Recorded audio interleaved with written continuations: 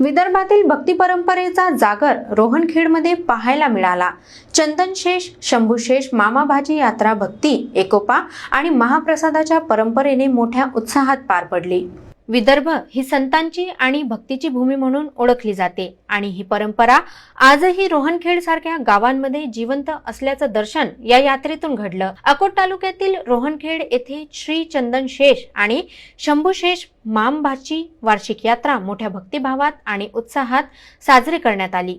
यात्रेची सुरुवात विठ्ठल रुक्मिणी संस्थान येथून करण्यात आली। पारंपरिक वाद्यांच्या गजरात भजनी मंडळाच्या सहभागाने पालखी गावातील पुरातन ठिकाणांवरून वाजत गाजत मिरवणूक काढण्यात आली। संपूर्ण गाव भक्तिरसात न्हाऊन निघालं होतं। अखेर ही पालखी चंदनशेष शंभूशेष मंदिरात पोहोचली आणि यात्रेची सांगता करण्यात आली।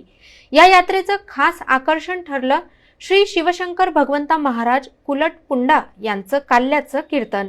कीर्तनानंतर गावकऱ्यांच्या वतीने तब्बल 13 क्विंटल महाप्रसादाचं आयोजन करण्यात आलं। विशेष म्हणजे यात्रेत आलेल्या प्रत्येक भाविकाला ट्रॅक्टरच्या माध्यमातून महाप्रसादाचं वाटप करण्यात आलं, ज्यामुळे दूरदूरहून आलेल्या भाविकांनी मोठ्या संख्येने उपस्थिती लावली। रोहनखेडचे आराध्य दैवत असलेल्या श्री चंदनशेष नागदेवतेप्रती गावकऱ्यांची श्रद्धा, एकोपा आणि एकनिष्ठता या यात्रेतून प्रकर्षाने दिसून आली। आधुनिक युगातही आजचा युवक